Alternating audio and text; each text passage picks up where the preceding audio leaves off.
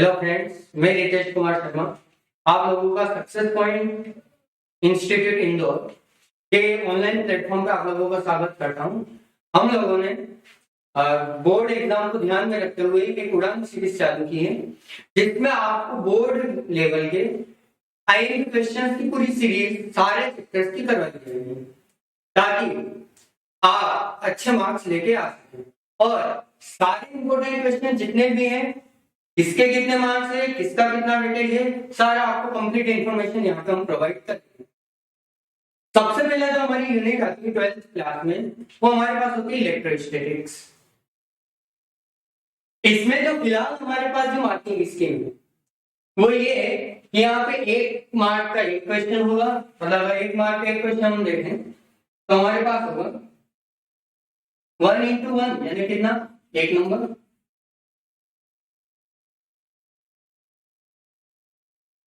पहला होगा 1 into 1 यानी कितना, 1 नंबर।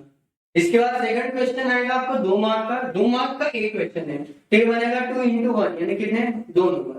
और लास्ट में 3 मार्क का एक क्वेश्चन होगा यानी 3 into 1 यानी 3। अगर टोटल आप देखोगे कितने मार्क्स बनेंगे, 6 नंबर बनेंगे। ठीक है, काफी इंपॉर्टेंट टॉपिक है। ठीक,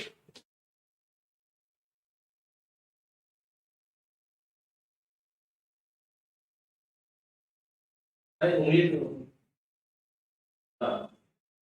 ये जो क्वेश्चन हम कवर करेंगे, यहाँ पे कौन कौन से टॉपिक हैं जो हमें कवर करना है, कौन कौन से इंपॉर्टेंट क्वेश्चन हैं। सबसे पहले right expression for capacitance of parallel plate capacitor. तो पैरेलल प्लेट कैपेसिटर है, दूसरा है कैपेसिटेंस की डेफिनेशन, थर्ड है आपको कॉम्बिनेशन ऑफ कैपेसिटर्स पैरेलल और सीरीज, उसके बाद है Coulomb's law, electric potential, Gauss theorem, electric field lines और साथ में इलेक्ट्रिक डायपोल। एक एक करके हम सारे टॉपिक देखते हैं। सबसे पहले आपके पास आता है कूलम्ब्स लॉ, जो सबसे बेसिक है। देखो हम ये पढ़ते हैं कि दो अगर आपके पास चार्ज है तो उन चार्ज के बीच में क्या लगता है, इलेक्ट्रोस्टैटिक फोर्स। अब इलेक्ट्रोस्टैटिक फोर्स लगता है 2 टाइप का होता है। अगर सपोज दोनों चार्ज आपके पास दोनों चार्ज आपके पास कितना है, पॉजिटिव पॉजिटिव। अगर दोनों चार्ज आपके पास कितने हैं, पॉजिटिव पॉजिटिव, या फिर दोनों चार्ज आपके पास कितने हैं, नेगेटिव नेगेटिव, तो हमें पता है इन दोनों के बीच में क्या लगेगा, लगेगी दोनों प्लस हुए या सेम चार्ज हम कहते हैं लाइक चार्जेस। अगर दोनों पॉजिटिव हुए या दोनों आपके पास क्या हुए, नेगेटिव, तो इनके बीच में क्या लगेगा, फोर्स ऑफ अट्रैक्शन। तो यहाँ पे आपका जो फोर्स लगेगा वो लगेगा फोर्स ऑफ अट्रैक्शन।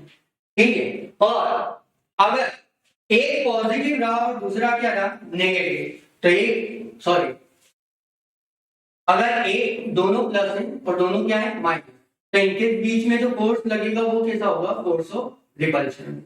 और अगर एक प्लस है और दूसरा क्या है, माइनस, तो इनके बीच में होगा फोर्स ऑफ अट्रैक्शन।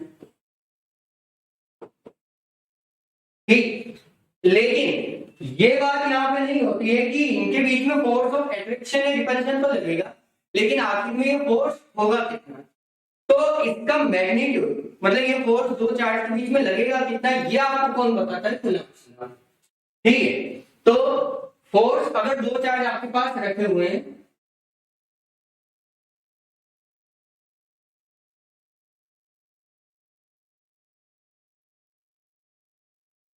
सपोज आपके पास दो चार्ज रखे हुए हैं, ये चार्ज Q1 और दूसरा चार्ज Q2, और इनके बीच की डिस्टेंस कितनी है, r। तो चार्ज कितने हैं, Q1 और Q2, और उनके बीच की डिस्टेंस कितनी है, r। तो या तो फोर्स ऑफ अट्रैक्शन होगा या रिपल्शन होगा, जो होगा वो हम चार्ज की नेचर से डिसाइड कर लेंगे कि अट्रैक्शन होगा रिपल्शन। लेकिन इनके बीच में जो फोर्स लगेगा वो फोर्स डायरेक्टली प्रोपोर्शनल होगा दोनों चार्ज के, या हम कह सकते हैं दोनों की प्रोडक्ट के, मतलब डायरेक्टली प्रोपोर्शनल टू होगा Q1 और डायरेक्टली प्रोपोर्शनल टू होगा Q2। तो हम कंबाइन करेंगे तो हम क्या लिखेंगे, force directly proportional to Q1 and Q2। इसके अलावा सेकंड चीज है वो डिपेंड करेगा इसकी डिस्टेंस पे, और डिस्टेंस पे किस तरीके से डिपेंड करेगा, तो हम ऐसे भी ऑब्वियसली सोच सकते हैं कि चार्ज के बीच में डिस्टेंस जितनी ज्यादा होगी फोर्स उतना ही क्या होगा, कम। लेकिन यहाँ पे जो रिलेशन आता है एग्जैक्ट आता है inversely proportional to r square. तो directly proportional to charge, inversely proportional to r square. अगर हम इनको कंबाइन करें तो कंबाइन करेंगे तो डायरेक्टली प्रोपोर्शनल था इसलिए ऊपर क्या है Q1 Q2 और इनवर्सली प्रोपोर्शनल था इसलिए नीचे आपके पास क्या है आर स्क्वायर। हमें पता है हमेशा कि जब प्रोपोर्शनलिटी साइन हम हटाते हैं तो हमारे पास क्या आता है कांस्टेंट। कि कांस्टेंट हमारे पास क्या रहेगा k। ठीक है, यहाँ पे ये जो k कांस्टेंट है इसको हम कहते हैं डायरेक्ट्रिक कांस्टेंट। ये डिपेंड करता है कि आपका मीडियम कौन सा है। अलग अलग मीडियम में अलग अलग होगा, लेकिन फिलहाल अगर हम बात करें वैक्यूम की तो वैक्यूम में अगर देखा जाए तो इसकी वैल्यू होती है 1/4 पाई एप्सिलॉन नॉट।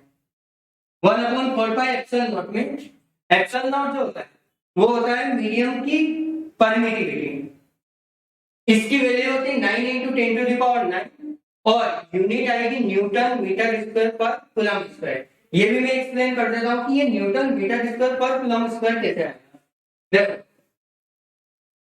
हम फोर्स की बात तो फोर्स इज इक्वल टू ये, हमें यूनिट किसकी देखनी है के की। तो एक काम करते हैं जब भी किसी की यूनिट देखनी होती है तो उसको हम एक तरफ रखते हैं, बाकी क्वांटिटी हम कहां ले जाते हैं दूसरी तरफ। तो अगर हम लिखेंगे k इज इक्वल टू तो इसी फॉर्मूले से k इज इक्वल टू क्या होगा a r स्क्वायर कहां जाएगा ऊपर क्या आएगा a r स्क्वायर अपॉन दोनों चार्ज कहां जाएंगे नीचे, यानी हम क्या लिखेंगे q1 और q2। अब आप देखो इसके अकॉर्डिंग यूनिट फोर्स की यूनिट होती है न्यूटन, तो यहाँ पे क्या लिखा हुआ है न्यूटन। r है डिस्टेंस, डिस्टेंस की यूनिट होती है मीटर और डिस्टेंस का स्क्वायर तो मीटर का भी क्या आएगा स्क्वायर। इसके बाद नीचे लिखा हुआ है चार्ज और चार्ज की यूनिट हमें पता है क्या होती है कूलम, लेकिन दो चार्ज हैं तो बनेगा कूलम इनटू कूलम। तो कूलम इनटू कूलम क्या होगा कूलम स्क्वायर, इसलिए डिवाइड में क्या लिखा हुआ है कूलम स्क्वायर। तो ये बनेगी पूरी k की यूनिट 9 × 10⁹ न्यूटन मीटर स्क्वायर पर कूलम स्क्वायर। अब इसकी वैल्यू पुट कर देंगे तो k की वैल्यू अगर पुट करेंगे तो ये आ जाएगा आपको 9 × 10⁹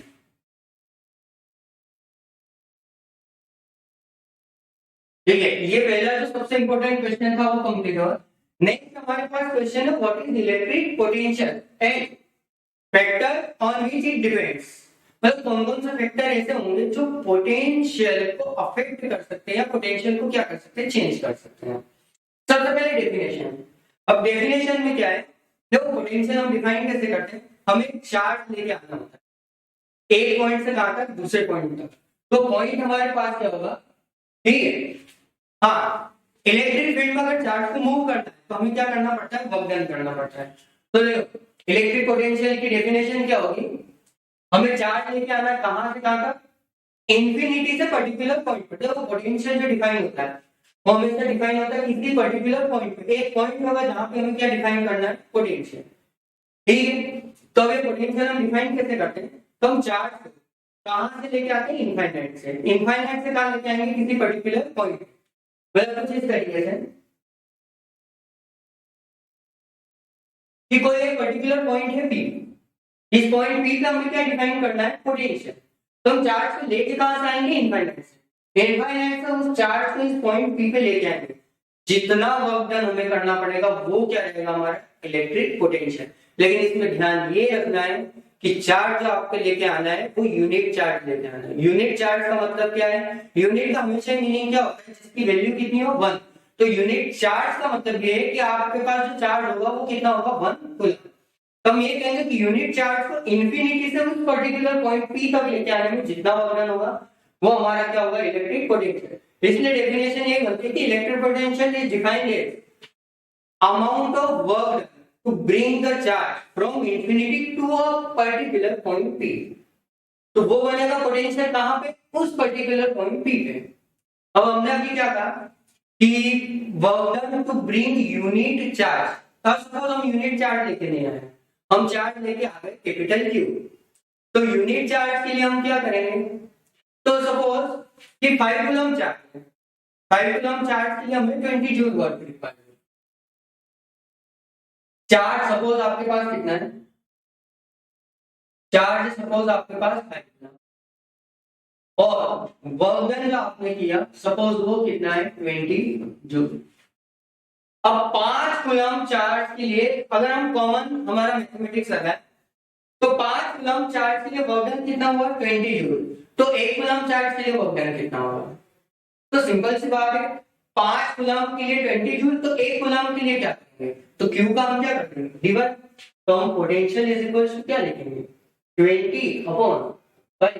यानी हमने किया क्या? तो हमने किया है work done upon charge.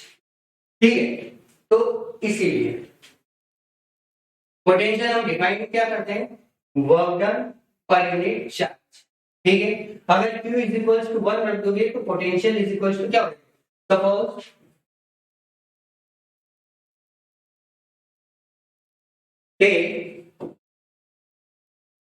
Q is equal to 1, तो Q इज इक्वल टू अगर 1 रखा तो पोटेंशियल इज इक्वल टू क्या होगा? इसका मीनिंग यही है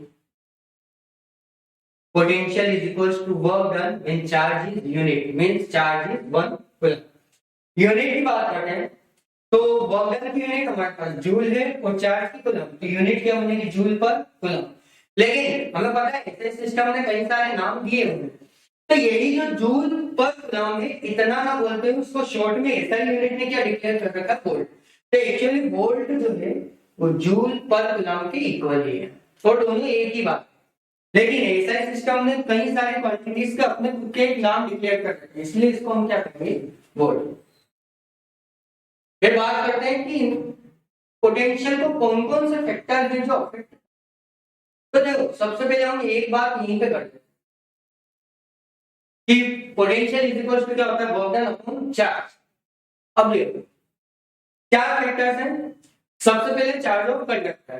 तो देखो किसी कंडक्टर को जितना ज्यादा चार्ज दोगे उसका पोटेंशियल उतना ही क्या हो जाएगा ज्यादा।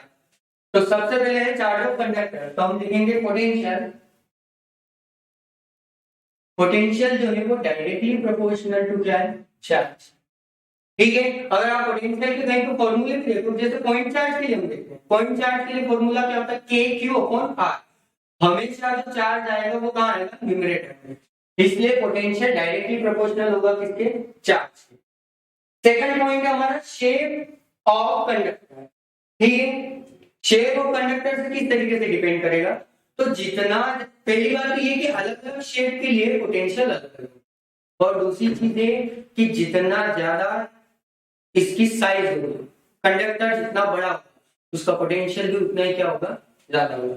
लेकिन अगर चार्ज कांस्टेंट रखते हुए हम बात करें, अगर चार्ज कांस्टेंट रखते हुए बात करें तो देखो फॉर्मूला हमारे पास कई बार आता है जैसे V इज इक्वल टू आता है K Q अपॉन R, ये फॉर्मूला। तो चार्ज अगर हम कांस्टेंट रखते हैं तो रेडियस जितनी बड़ी होगी पोटेंशियल उतना ही क्या होगा कम होगा। ठीक है, तो चार्ज जितना ज्यादा होगा देखा जाए K Q अपॉन R, तो चार्ज जितना ज्यादा होगा पोटेंशियल उतना ज्यादा, लेकिन रेडियस जितनी बड़ी होगी ऑब्जेक्ट जितना बड़ा होगा फिर पोटेंशियल उतना ही क्या हो जाएगा कम। तो यहाँ पे रिलेशन आएगा इनवर्सली प्रोपोर्शनल। थर्ड हमारे पास है मीडियम। अब मीडियम पे डिपेंडेंसी कैसे होती है तो इसी को एलाबोरेट करते हैं। देखो के की वैल्यू हम क्या लिखते हैं, अभी हमने देखी थी के की वैल्यू क्या है, तो के की वैल्यू होती 1/4 पाई एप्सिलॉन और Q अपॉन में क्या है R। हम लगाते हैं यहाँ पे क्या है एप्सिलॉन। अगर हमने ऑब्जेक्ट को किसी मीडियम में रखा तो मीडियम में जब रखते हो तो ये वैल्यू एप्सिलॉन R टाइम्स कम हो जाती है, यानी एप्सिलॉन क्या होता है बढ़ जाता है। तो अगर ये वैल्यू बढ़ेगी तो पोटेंशियल क्या हो जाएगा कम। यानी कि मीडियम में अगर आप ले जाओगे किसी मीडियम में अगर आप रखोगे तो पोटेंशियल हो जाएगा आपका कम। लास्ट में प्रेजेंस ऑफ अदर कंडक्टर, तो याद रखिएगा अगर